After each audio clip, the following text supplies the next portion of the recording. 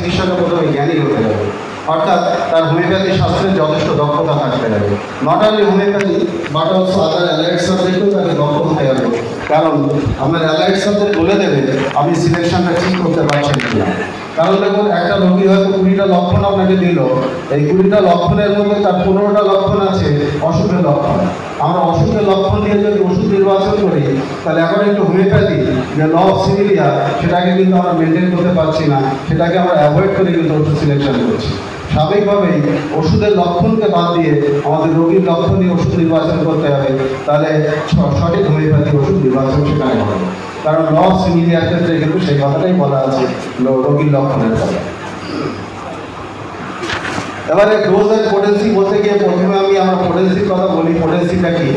দেখুন, পোটেন্সি হচ্ছে একটা ওষুধের পাওয়ার। এই পাওয়ারটা আমরা কীভাবে তৈরি করি? একটা ঝাঁকি এবং ঘর্ষণ এর মাধ্যমে কিন্তু পোটেন্সিটা তৈরি করা হয়। এর পিছনে বিজ্ঞানটা কী আছে?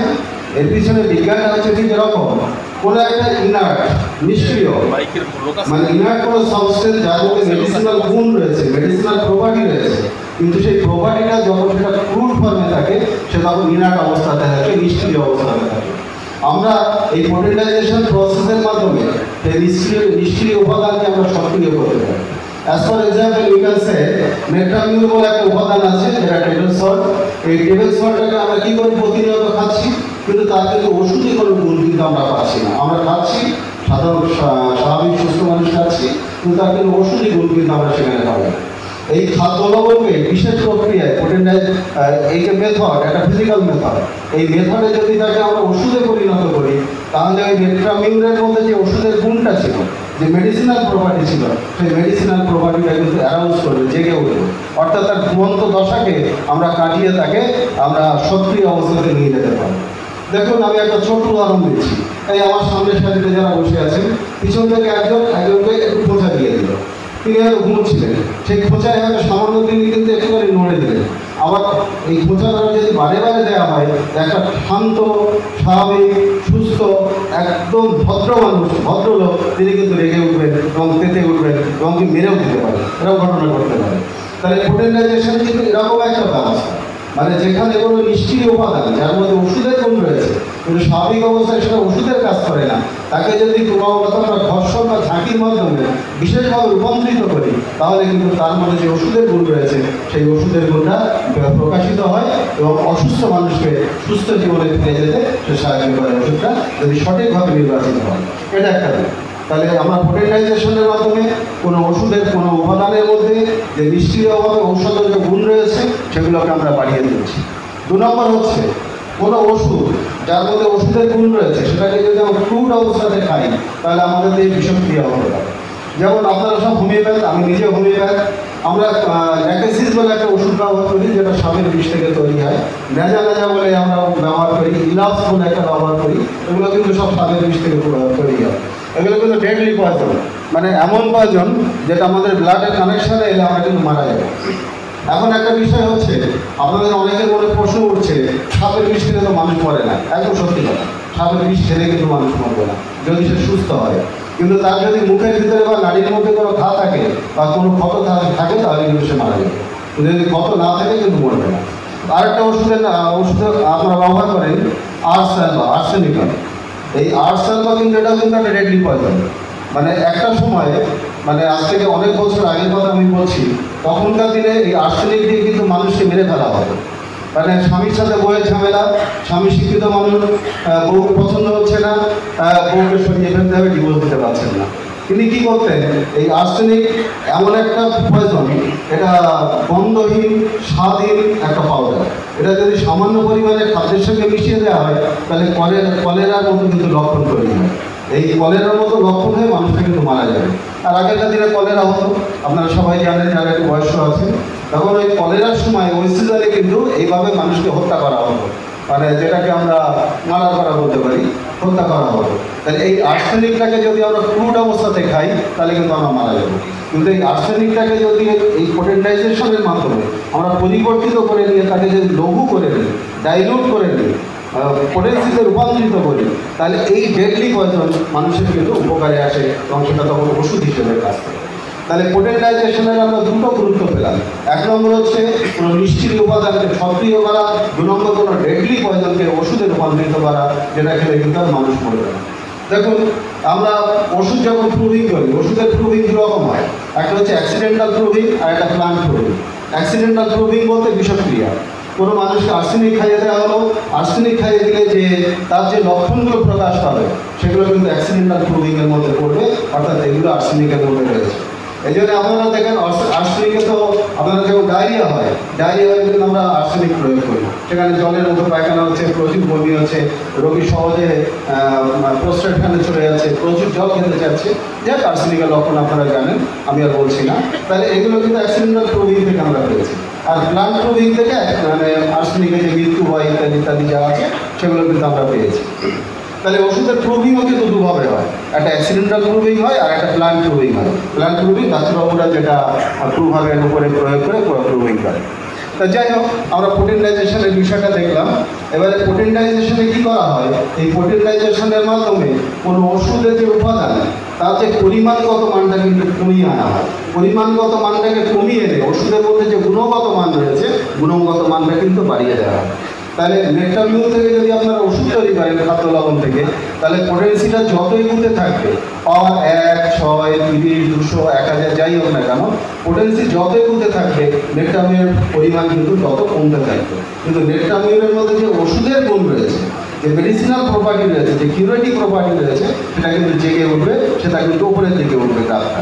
আর তার পরিমাণটা কিন্তু, ওষুধের পরিমাণটা কিন্তু কমে আসবে ক্রুড উপাদানে। তাহলে এটা কিন্তু পোটেন্টাইজেশনের কিন্তু আরেকটা বিষয়। এবং ওষুধের মধ্যে যে বিষাক্ত ব্যাপারটা রয়েছে সেটাও কিন্তু পোটেন্টাইজেশনের মাধ্যমে কমে যায়। এবারে ডোজটা কি? দেখুন, আমাদের স্বাভাবিক বুদ্ধি বলে ডোজ হচ্ছে আমরা একবারে যতটা পরিমাণে ওষুধ খাই সেটাই হচ্ছে একটা ডোজ। কিন্তু হোমিওপ্যাথিতে কিন্তু ডোজ বলতে কিন্তু এটা বোঝায় না। হোমিওপ্যাথিতে ডোজ বোঝায় আপনি কত পোটেন্সির ওষুধ ব্যবহার করছেন, কতটা পরিমাণে দিচ্ছেন, কবার খাওয়াচ্ছেন, এই তিনটেকে একসাথে মিলে আমরা হোমিওপ্যাথিতে ডোজ বলি। ধরুন, কোনো একটা পেশেন্টকে আমরা ওষুধ দিচ্ছি, এই যে আপনারা এখানে এসছেন, এখানে অনেক রিচ খাবার দাবার খেয়েছেন, রিচ খাবার দাবার খাওয়ার পরে হয়তো পেট খারাপ করেছে, কেউ বেশি পরিমাণে খাওয়ার জন্য পেট খারাপ করেছে, কেউ বা একটু অয়েলি ফুড খাওয়ার জন্য কারণে পেট খারাপ করেছে। যার অয়েলি ফুড খাওয়ার জন্য পেট খারাপ করলো, একদম যথেষ্ট নেই, একদম খিদে নষ্ট হয়ে গেল, মানে সেক্ষেত্রে আমরা পালসিলার কথা ভাবতে পারি। হেরিং এখানে বলছেন কমপ্লিট লস অফ এপিটাইট, মানে এরকম ঘটনা অয়েলি ফুড খাওয়ার পরে যে এপিটাইটটাকে সম্পূর্ণরূপে নষ্ট হয়ে যায়, একদম যদি খিদে থাকে না, তাহলে সেখানে উনি পালসিলার কথা বলেছেন। এই যে পালসিলা ওষুধটা আমরা হয়তো 200 সেখানে সিলেক্ট করলাম, তাহলে ওষুধের নির্বাচন হলো কিন্তু পালসিলা, পোটেন্সিটা হলো 200। এবার আপনি কটা মাত্রা দেবেন, সেই পালসিলা একটা গ্লোবিউলস দেবেন ওষুধে সিক্ত করে, না পালসিলা মেডিকেটেড গ্লোবিউলস একটা জলে দিয়ে দেবেন, সেটা কবার খাওয়াবেন, এই সবগুলো মিলে কিন্তু ডোজ নির্ভর করবে। কত বারের ওষুধ দিচ্ছেন, কিসে দিচ্ছেন, কবার খাওয়াচ্ছেন, এই তিনটের সমন্বয়ে কিন্তু তৈরি হবে ডোজ। এই জন্য হোমিওপ্যাথিতে ডোজের গুরুত্ব কিন্তু অপরিসীম। আপনার ওষুধ নির্বাচন ঠিক হলো, কিন্তু ডোজ যদি ভুল হয়, যে ওষুধটা কিউরেবল ছিল, যেটা আরোগ্য সীমার মধ্যে ছিল, সেই ওষুধটা কিন্তু অনারোগ্যের দিকে চলে যাবে। অর্থাৎ একটা মানুষকে আপনার জ্ঞানের স্বল্পতার জন্য তাকে মৃত্যুর দিকে ফেলে দিলেন বা আরও খারাপ জায়গায় ফেলে দিলেন, কিউরেবল ডিজিজটা ইনকিউরেবল দিকে চলে যাবে। সুতরাং it is one type of crime, এটা কিন্তু একরকম অপরাধ। তাহলে আমরা চিকিৎসক হিসেবে মানুষের উন্নতি মানে মানুষের আরোগ্য না করতে পেরে তাকে যদি আর খারাপের দিকে নিয়ে যাই, তাহলে আমরা কিন্তু ক্রাইম করলাম, এটা কিন্তু একটা অপরাধ। যাই আমরা পরের অংশে চলে আসি। এবার আমরা দেখি হেরিম্যান পোটেন্টাইজেশনের বিষয়ে কী বলেছে। দেখুন, এই হেরিম্যান পোটেন্টাইজেশনের বিষয়ে অ্যাফোরিজম 269 এবং 270-এর মধ্যে মানে উনি পোটেন্টাইজেশনের বিষয়ে বলেছেন। এখানে বলছেন এটা ইনক্রিজ হবে কি, তার ডাইনামিক মেডিসিনাল পাওয়ার ইনক্রিজ করবে, আর রিডিউসিং দ্য ম্যাটেরিয়াল কোয়ান্টিটি, যেটা আমি আগেই বলেছি।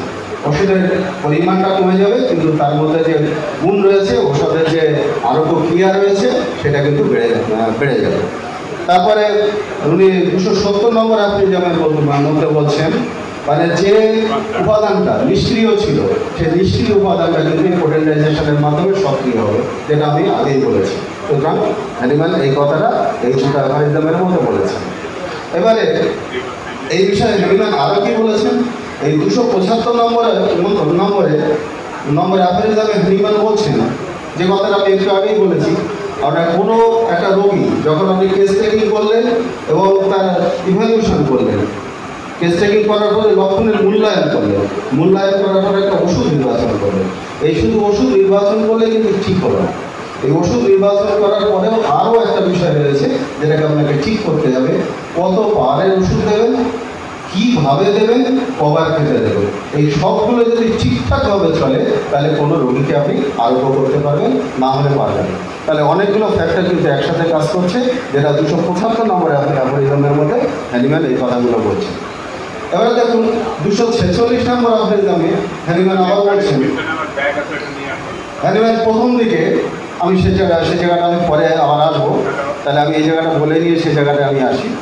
হ্যানিম্যান প্রথম দিকে একটা ডোজ দিয়ে কিন্তু অপেক্ষা করতে বলতেন, কিন্তু সেখানে দেখতে পাওয়া যেত একটা ডোজ দিয়ে অপেক্ষা করলে সে নিঃসন্দেহে একটা ভালো পদ্ধতি, কিন্তু অসুখ সারতে কিন্তু অনেকটা দেরি হতো, অর্থাৎ রোগীর আরোগ্য লাভ করতে অনেকটা দেরি করতো। কিন্তু হ্যানিম্যান সারা জীবন চেষ্টা করে গেছেন কীভাবে রোগীকে অতি দ্রুত আরোগ্য করানো যায়, অতি দ্রুত সারিয়ে তোলা যায়, তার স্বাভাবিক স্বাস্থ্যে ফিরিয়ে দেওয়া যায়। এটা হ্যানিম্যান সারা জীবন ধরে চেষ্টা করেছেন। তারই ফলস্বরূপ তিনি 246 নম্বর অ্যাফোরিজমের মধ্যে বলছেন ওষুধটা একটা উপযুক্ত সময় ব্যবধানে কিন্তু পুনঃপ্রয়োগ করা যেতে পারে, তবে সেক্ষেত্রে অবশ্যই শক্তি পরিবর্তন নীতিতে প্রয়োগ করতে হবে। দেখুন আমি একটা উদাহরণ দিচ্ছি। প্রথমে আমি একটা শক্তি দিয়ে কাউকে ঠেলে দেব, আমি অন্যমনস্কভাবে গাড়ি আছি, পিছন থেকে একজন এসে আমাকে একটু হালকা ধাক্কা দিই, আমি কিন্তু সেই ধাক্কাটা একটা লড়ে যেতে পারি। কিন্তু সেই ব্যক্তির তৎক্ষণাৎ যদি ঠিক একই ফোর্সে আবার ধাক্কা দেন, আমি কিন্তু নড়বো না, কারণ আমি সতর্ক হয়ে যাব। আমি বোঝাতে পারলাম আপনাদের? কোনো একজন এসে আমাকে একটু ধাক্কা দিলেন, আমি একটু অন্য মানুষটা আছি, ধাক্কা দিলে কিন্তু আমি নড়ে যাবো, কিন্তু সেই ব্যক্তি পরেক্ষণেই যদি তৎক্ষণাৎ যদি আরেকটা একই ফোর্সে ধাক্কা দেন, আমি কিন্তু আর নড়বো না, কারণ আমি সতর্ক হয়ে গেছি। ঠিক মানুষের দেহের ক্ষেত্রে কিন্তু এই কথাটা প্রয়োজন। যখন ভাইটাল ফোর্সকে কোনো একটা বাইরে থেকে একটা কৃত্রিম রোগ উৎপাদক শক্তি দিয়ে আঘাত করলেন, ভাইটাল ফোর্স প্রথমে নড়বে। দ্বিতীয়বার যদি সেই শক্তি দিয়ে একই শক্তি দিয়ে তার আঘাত করতে যান, সে কিন্তু আর সাড়া দেবে না, সে নিষ্ক্রিয় হয়ে থাকবে। তাকে একটি পরিবর্তিত মাত্রাতে আর একটু বেশি শক্তিতে তাকে কিন্তু ফেলতে হবে। এবার শক্তিটা এমন দিলে সে উল্টে পড়ে গেল, মানে আমাকে এমন দিলে আমি ওটাকে পড়ে গিয়ে আমার আঘাত চাপিয়ে গেল, সেটা নিঃসন্দেহে কাম্য না। আমরা মানুষের দেহের ক্ষেত্রে ওইটা করতে পারবো না, মানুষকে আমরা মানতে চাই না, তাকে সুস্থ করতে চাই, তাহলে একটু অল্টার করে একটু পরিবর্তিত শক্তিতে তাকে আমরা ধাক্কা দেবো। তাহলে এই পুনঃপ্রয়োগ করার সময় একটু অল্টার করে আমরা ধাক্কা দিতে হবে, অর্থাৎ আগে যে শক্তিতে আপনি ওষুধ দিয়েছিলেন তাছাড়া একটু বাড়তি শক্তিতে ওষুধ দিয়ে তাকে ধাক্কা দিতে হবে। তাহলে এটা কিন্তু 246-এর মধ্যে হ্যানিম্যান বলছেন, 46 এবং 47-এর মধ্যে এইভাবে হ্যানিম্যান বলছেন। হ্যাঁ, এবারে আমরা এখানে দেখুন তিনটে 6টা পয়েন্ট আছে। এই 6টা পয়েন্ট কোনো চিকিৎসক যদি খুব ভালোভাবে আয়ত্ত করতে পারেন, তাহলে তিনি সফল চিকিৎসক এবং রোগীকে আরোগ্য করতে পারবেন। তার নাম কিন্তু দেশময় এমনকি বিশ্বময় কিন্তু ছড়িয়ে যাবে এই কতগুলো পয়েন্ট যদি ঠিকঠাক থাকে। তাহলে শুরুতেই আমি একটা বিষয়ে কথা বলবো যে জায়গায় আমরা কম্প্রোমাইজ করতে পারবো না। দেখুন আমি ওই লাইটটা দিয়েছি, দেখুন লাল লাইট, একদম যে লাল লাইট দিলাম, যেটা physician must possess sound knowledge, এটা কিন্তু কোনো বিকল্প নেই। প্রথমে আপনাকে শিক্ষিত হতে হবে, জ্ঞানী হতে হবে। জ্ঞানী হওয়ার বিকল্প কিন্তু অন্য কিচ্ছু নেই। তাহলে পড়াশোনা করতে হবে, শুধু নিজে বাড়ি বসে বই পড়লে হবে না, এখানে কিন্তু গুরু প্রয়োজন, এখানে শিক্ষকের প্রয়োজন। শিক্ষক ছাড়া এই বিষয়ে জ্ঞান অর্জন করা কিন্তু সম্ভব না। তাহলে এই জায়গায় কোনো কম্প্রোমাইজ করা যাবে না। তারপরে 2 নম্বরে দেখুন যে লাল লাইট দিলাম, physician must be proficient in case taking. তাকে কেস টেকিংয়ের বিষয়ে কিন্তু তাকে প্রফেশনাল হতে হবে, তাকে দক্ষ হতে হবে কেস টেকিংয়ের বিষয়ে। এই কেস টেকিং কিন্তু খুব ধৈর্যের বিষয়। এই কেস টেকিংয়ে যত সফলভাবে আপনি কেস টেকিং করতে পারবেন, ওষুধ কিন্তু তত সে ওষুধ না দিলেও ততটাই কিন্তু সে আরোগ্যের দিকে তাকে এগিয়ে নিয়ে যাবে। ভালো কেস টেকিং হলো, কেস টেকিংয়ের পরে আরেকটা কাজ, কেস টেকিং বলতে তার যে কষ্ট আছে সেই কষ্টগুলো আপনি লিখলেন, বাড়া কমা লিখলেন, পছন্দ অপছন্দ লিখলেন, তার মানসিক অবস্থা লিখলেন, ধৈর্য সহকারে পিছনে কটা পেশেন্ট বসে আছে ওদিকে লক্ষ্য না করে ধৈর্য সহকারে যেটাকে আপনি দেখছেন মনে করলেন এটাই আপনার লাস্ট পেশেন্ট, এটাকে সুন্দরভাবে দেখলেন, যতটা প্রয়োজন সময় দিলেন, লিখলেন, সঠিক কেস টেকিং হলো, রোগী কিন্তু অনেকটাই আরোগ্যের দিকে চলে গেল। তারপর আসলো কি, তারপরে ব্যাপারটাই আসছে কী হবে, সরে যাচ্ছে কেন? আপনার থেকে সরে যাচ্ছে। হ্যাঁ, ফিজিশিয়ান। তারপরে কি করতে হবে? ও আমার হাতে সরে যাবে।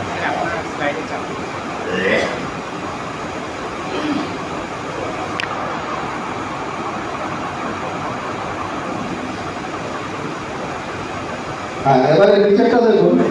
নিচে ফিজিশিয়ান তাকে লক্ষণের মূল্যায়ন করতে হবে ঠিকঠাকভাবে। লক্ষণের মূল্যায়ন কেমন? আপনি কেসটা কি বললেন, রোগী অনেকগুলো লক্ষণ বলল। কিছু কিছু রোগী আছে দেখবেন অনেক বাড়িয়ে বাড়িয়ে অনেক কথা বলতে হবে। সেই বাড়ানো কথাগুলোর কিন্তু কোনো দাম নেই। বা তিনি যখন বলেন অসুখের একটা বড় লক্ষণ বলেন, দেখুন ওখানে আমাকে পারেন না, ঠিক আমি ঘুরবো, ও লাভ হবে না, পারেন না। তা যাই হোক, তার মধ্যে দেখবেন অনেকগুলো মন গড়া লক্ষণ আছে। মন গড়া লক্ষণগুলো আপনাকে বাদ দিতে হবে। তার মধ্যে অনেকগুলো অসুখের লক্ষণ আছে, অসুখের লক্ষণগুলো বাদ দিতে হবে। যেমন আমি একটা উদাহরণ দিই। একজন রোগী এসছেন, একটা বয়স্ক মানুষ, তার কোমরে ব্যথা আছে, হাঁটুতে ব্যথা আছে, বা অন্যান্য জায়গায় ব্যথা আছে। সে এসে বললো, ডাক্তার আমার কোমরে ব্যথা, হাঁটুতে ব্যথা, হাঁটুটা ফুলেছে, কিন্তু অস্টিওআর্থ্রাইটিসের লক্ষণ। এই লক্ষণের কিন্তু খুব গুরুত্ব দেবে। এবং এই লক্ষণগুলো সাধারণত কি, যখন আপনি প্রথম চলাফেরা করবেন আস্তে আস্তে মতো বাড়ে, তখন একটু গরম দিলে কমে। এই লক্ষণেরও কিন্তু কোনো গুরুত্ব নেই। তাহলে আমরা যদি নিই যে একটা রোগীর কোমরে ব্যথা আছে, পায়ে ব্যথা আছে, সকালে যখন ঘুম থেকে উঠছে সেটা বাড়ছে, একটু চলাফেরা করলে আস্তে আস্তে কমে যাচ্ছে, একটু গরম সেচ দিলে রোগী ভালো থাকে। এই লক্ষণ নিয়ে আপনি কী করবেন? হয়তো রাস্তা বুঝবেন, আমার ওষুধ নির্বাচন ঠিক হয়, হয়তো সাময়িক ওষুধ কমবে, কিন্তু রোগী কিন্তু ভালো হবে। এই লক্ষণগুলো কিন্তু হোমিওপ্যাথিতে গুরুত্ব নেই। এই লক্ষণগুলোকে বাদ দিয়ে রোগীর কী লক্ষণ আছে সেটা দেখতে হবে। আমি একটা উদাহরণ দিই রোগীর লক্ষণের মধ্যে। কারণ রোগীর তার বংশগত ইতিহাসের কথা জিজ্ঞেস করলো। সে বললো, আমার বংশে আমার মায়ের দিকেও ক্যান্সার আছে, আমার বাবার দিকেও ক্যান্সার আছে। তাহলে আপনি একটা ফ্যামিলি হিস্ট্রিতে পেলেন কি ক্যান্সার। আমি এমন একটা ওষুধ বলবো, তাহলে যেটা ওটা লাগবে, ওই জন্য আমি ওটাকে বলে দিচ্ছি। তারপরে আর কি পেলেন? বললো, আমি খুব সাহসী, যেমন যখন বজ্রপাত হয় না, আমি জানালার কাছে গিয়ে দেখতে পাই। আমি সমুদ্রে ওই স্পিড বোটে চড়তে পছন্দ করি, মানে অ্যাডভেঞ্চারটা পছন্দ, খুব অ্যাডভেঞ্চার করি। এই লক্ষণ পেল। আবার পেলেন, আবার যখন বৃষ্টি হয় না, টিনের চালে যদি বৃষ্টি পড়ে, ওই ফোটা ফোটা করে ওই ছন্দের প্রতি আমার অনুভূতি আছে, মানে আমার খুব পছন্দ হয়, ওই বৃষ্টি দেখতে খুব ভালো লাগে। কিন্তু আমার একটা ভয় আছে, আমি একা থাকতে পারি না। আর শুধু তাই নয়, আমার বাচ্চারা যদি স্কুলে যায়, সে তাদের যদি একটু ফিরতে দেরি হয়, আমি খুব মানে উদ্বিগ্ন হয়ে পড়ি, যেটাকে আমরা অ্যাংজাইটি বলবো, অ্যাংগুইশ বলবো, মানে মারাত্মক প্রকার উদ্বিগ্ন হয়ে পড়ি। তা এই লক্ষণগুলো বলবো। এই লক্ষণগুলো বলে কার্সিনোসিস ছাড়া কিন্তু অন্য ওষুধের কথা আমরা ভাবতে পারি। দেখুন, আমরা এই পায়ের ব্যথার কোনো লক্ষণ কিন্তু ওখানে নেই। ওই যে সকালে ঘুম থেকে উঠে পায়ে ব্যথা, একটু চলাফেরা করলে কমে যাচ্ছে, গরম সেক দিলে কমে যাচ্ছে, যে লক্ষণগুলো রাস্টার্সে আছে, ক্যালফ্লোরে আছে, রেডিয়াম ব্রোমাইডের মধ্যে আছে, ক্যালকেরিয়া কার্বের মধ্যে আছে, দেখুন ওদেরকে আমরা বাদ দিই। ওদেরকে বাদ দিয়ে রোগীর লক্ষণ নিয়ে কিন্তু আমরা ওষুধ নির্বাচন করি। এটা কিন্তু হয়, এটাই কিন্তু লক্ষণের মূল্যায়ন। দেখুন অনেক লক্ষণ বললো, কিন্তু যেগুলো আমাদের প্রয়োজন নেই সেগুলোকে আমরা বাদ দিলাম, যেগুলো প্রয়োজন সেগুলো নিলাম। এটাকেই বলা হয় ওই লক্ষণের মূল্যায়ন। তাহলে লক্ষণের মূল্যায়ন ঠিকঠাক মতো করতে হবে। তাহলে তিনটে কথা বললাম। 1 নম্বর, চিকিৎসকের জ্ঞানী হতে হবে। 2 নম্বর বললাম, তার কেস টেকিংটা ঠিকঠাক হতে হবে। 3 নম্বর বললাম, কেস টেকিংয়ের পরে লক্ষণের মূল্যায়নটা সঠিক করতে হবে। এবার লক্ষণের মূল্যায়ন করে আপনি লক্ষণগুলো নিলেন, 5টা কি 10টা লক্ষণ নিয়ে নিলেন। নেওয়ার পরে দেখুন, এবার উপরের লাইনে চলে যান, এই যে ফাইন্ডিং দ্য রাইট নিয়ম। এবার আপনাকে একটা ওষুধ খুঁজতে হবে। যে লক্ষণগুলো নিলেন সেই লক্ষণগুলো নিয়ে স্টাডি করলেন। আমি স্টাডি করে এখানে কার্সিনোসিস দিলাম, আপনারা স্টাডি করে যে ওষুধটা আসবে ওষুধের নামটা বলে ঠিক। আমি কিন্তু রোগীকে কার্সিনোসিস দিয়েছি, কিন্তু কোনো পোটেন্সি দিই। এবারে পোটেন্সিটা নির্ভর করবে অনেকগুলো বিষয়ের উপর। সেই বিষয়গুলো আমরা পরপর রাখবো। সেটা নির্ভর করে আপনার অভিজ্ঞতা, যে পেশেন্টকে আপনি ওষুধ দিচ্ছেন তার অবস্থার উপরে, যে রোগে আপনি ওষুধ দিচ্ছেন সেই রোগের উপরে, যে ওষুধটা দিচ্ছেন ওষুধের নামের উপরে। এতগুলো বিষয় কিন্তু নির্ভর করবে আপনার পোটেন্সি সিলেকশন। আপনি যদি কোনো পেশেন্টকে নাচ ভূমিকা দেন, সে বিষয়টা একরকম দাঁড়াবে। তাই কাউকে যদি কার্সিনোসিস দেন, সেক্ষেত্রে কিন্তু চিন্তাটা আর এক জায়গায় হবে। সুতরাং ওষুধের নামের সঙ্গেও কিন্তু ওটা জড়িয়ে রয়েছে। কী পাওয়া যাবে? তাহলে আমাদের সঠিক ওষুধটা খুঁজতে হবে। সঠিক ওষুধটা আমরা খুঁজে বার করলাম।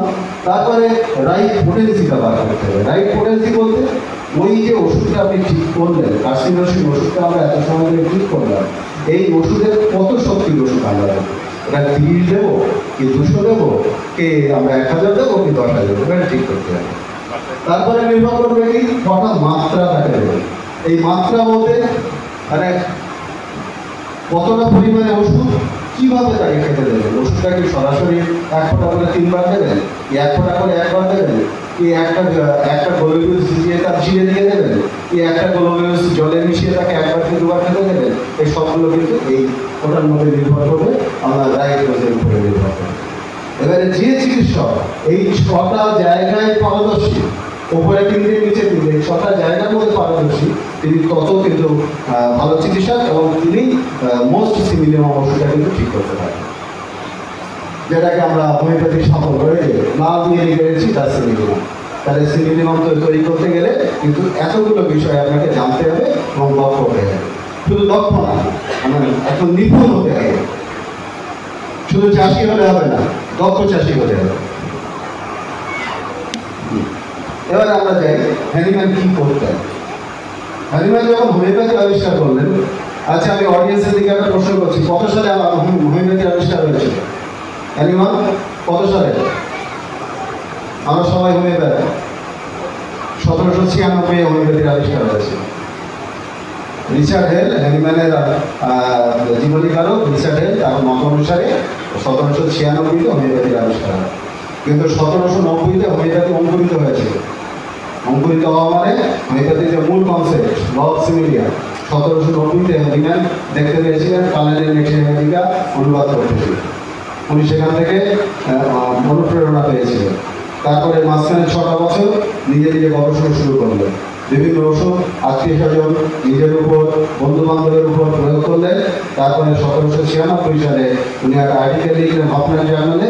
তারপর সেই থেকেই ওটাই হচ্ছে হোমিওপ্যাথির জন্মবছর। ওখান থেকেই হোমিওপ্যাথি কিন্তু বিশ্বের দরবারে মানুষের কাছে আসে। কিন্তু তখনও হোমিওপ্যাথি তখন হামাগুড়ি দিয়ে চলছিল, তার ক্রিয়েটিভ মুভমেন্ট ছিল। তখন হোমিওপ্যাথি দাঁড়াতে শিখি, তারপরে আস্তে আস্তে হোমিওপ্যাথি দাঁড়ালো। শুধু দাঁড়ালো না, আমরা এরকম একটা বড় মঞ্চে আর একটা বড় অডিটোরিয়ামের মধ্যে সেমিনারে বসে গেছি। হোমিওপ্যাথি অনেকটা বড় জায়গা দখল করছে। যাই হোক, অন্য জায়গা ছিল। তাহলে হ্যানিম্যান প্রথম জীবনে কী করতেন? হ্যানিম্যান তো পেশার তিনি অ্যালোপ্যাথি ডাক্তার ছিলেন, কিন্তু তখনকার দিনে অ্যালোপ্যাথি চিকিৎসা হোমিওপ্যাথিকে হ্যানিম্যানকে সন্তুষ্ট করতে পারেন। তিনি সেটাকে ছেড়ে দিলেন। ছেড়ে দিয়ে যাক, আমি হোমিওপ্যাথির ইতিহাসে যাব না, ছেড়ে দিয়ে তিনি হোমিওপ্যাথি চিকিৎসা শুরু করলেন। প্রথম দিকে উনি পুরুষ ওষুধ ব্যবহার করতেন, সরাসরি প্রকৃতি থেকে নিতেন বা সেটাকে একটুখানি এদিক ওদিক কায়দা করে উনি ব্যবহার করতেন।